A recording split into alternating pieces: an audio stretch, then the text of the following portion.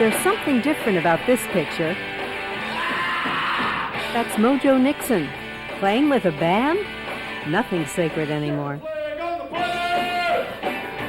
Most of the junk you hear on the radio would, put you to sleep in 5 minutes. So I wanted to do some real rock and roll. I mean, rock and roll was about sex and anarchy and pandemonium and sweating and drooling and skipping school.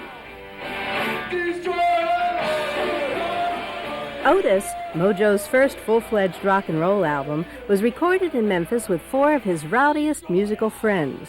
It's the first post-punk, cow-punk supergroup. Maybe they won't be able to tour with me, it won't be my permanent band, but, this will be a first good stab at it, I'm John Doe. I'm playing bass on Mojo's record. In the past, I was in X for 10 years, and we're doing different stuff. I just recorded a record for Geffen. Hi, I'm Country Dick Montana, usually of the Beat Farmers. Would you ask Country Dick Montana to play reggae? Would you ask Country Dick Montana to play beach soul music? Would you ask Country Dick Montana to play funk? Mojo did. I'm Eric Ambel. I play with the Del Lords. I'm here in Memphis, adding my own special ham-handed noisemaker to Mojo's Super Rock album. I'm Bill Davis, play guitar with Dash Rip Rock. We're a band from down in New Orleans, Louisiana. And I'm on the Mojo Nixon Liberation Army, just to kind of fill in where Mojo's crazy, manic treble guitar doesn't fit. My ugly, squawking, chicken-picking guitar comes in, and that's pretty much what I'm providing, is the chicken-picking guitar. To anchor the concept in reality, Mojo returned to producer Jim Dickinson, who produced his last album.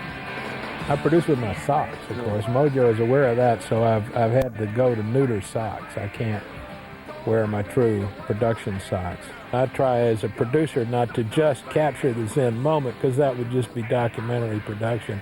I try to extend the Zen moment, see, in space and time. Memphis is a special place, even if Jim wasn't. Because of Elvis and because of, Beale Street and Barbecue and Howlin' Wolf and Otis Redding, Sam Phillips, Jerry Lee. And, you can kind of go on about Memphis and Stax and the whole dang thing. And Al Green's got his church down the street here. And they got go-kart racing over in West Memphis and sprint cars. And always sensitive to his audience, Mojo, while making Otis, deliberately appealed to his diverse fans. Get up and go and spunk and just being wild and free. I want some 15-year-old to hear this album and run away from home. I want a 25-year-old to hear this album and drop out of law school. I want a 35-year-old to hear this album and just get in the car and go, baby. I want them to hear. The ever-energetic Mojo has previously recorded 5 albums with his washboard-playing partner, Skid Roper. Something I'd want to do for a while. Me and Skid were together for like 6 years, and I felt like, we pretty much said everything we had to say together musically, and I wanted to do a band thing, and he had wanted to do a solo project. He'd already done one solo project. He wanted to keep doing it. He wasn't really interested in doing the band thing. So it was a big kind of a, natural thing, and not a lot of hate or animosity or anything. Now that he performs with a full band behind him, Mojo has more room to show off his natural talents as an entertainer. See, I think maybe like in another lifetime, I would have been like the tribal shaman, witch doctor, because that's kind of what I do. When I play live, I try to get everybody whipped up into an unmitigated drooling, snipe flying out their nose frenzy, and I'm pretty good at it. I get them up in there, and one thing leads to another.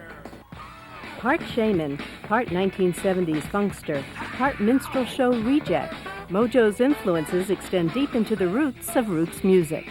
My dad ran this black radio station in Danville, the town I grew up in, and he was just sold advertising and stuff. But I got a lot of records that way, and I also got to go to shows and stuff, and a lot of that got me on a musical thing. Even though I had like a lot of Sammy Davis and Otis Redding records, I had the Led Zeppelin records too, and as every kid in '72 did. But I've learned from Led Zeppelin, that it went, Led Zeppelin, I used to be in the Yardbirds, and then it went back to, and they did the thing with Sonny Boy Williams, and then it goes back to, they were doing a Muddy Waters song, and then Muddy Waters was influenced by Robert Johnson, was influenced by Charlie Patton, and eventually there was just some guy hollering somewhere. That's the guy I'm looking for. Otis is representative of Mojo's quest for his musical muse.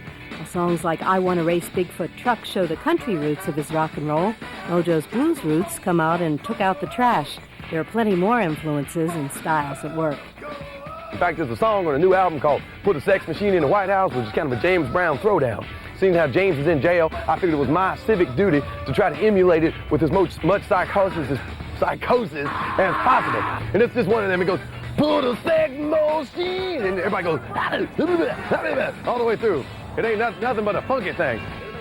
Inspiration for songs comes from a variety of places.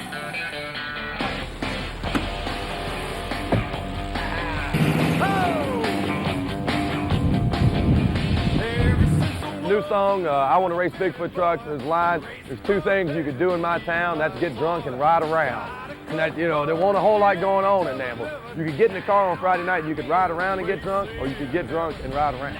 I excelled at both. That's how I got my diploma. Not even friends are exempt. Let's see, we got one about Shane's dentist, Shane McGowan from the Pogues, who's a buddy of ours. And, if you notice Shane's unique dental work, you might think that his dentist don't work too hard. It's got a nice little tune that goes, Shane's dentist don't work too hard, always at the pub. Shane says he ain't coming back till they're down to a nub. Shane's dentist don't work too hard, always at the pub. Shane says he ain't coming back till they're down to a nub. Yeah! While Otis is radically different from Mojo's earlier work, it contains all the energy, humor, and integrity of a Mojo Nixon album. I just don't want to make the same thing again. Any fool can do that, When you hear the next Mojo record, whichever one that is, from the one before, it should be something different and better and, not just, repeating the same formula. So there'll always be that Mojo-ness, through and through. So, I think we got a really good record, a really rockin' record. A fierce rock and roll record by any standards, Otis is Mojo Nixon's break into mainstream America. No use locking the doors. See y'all later.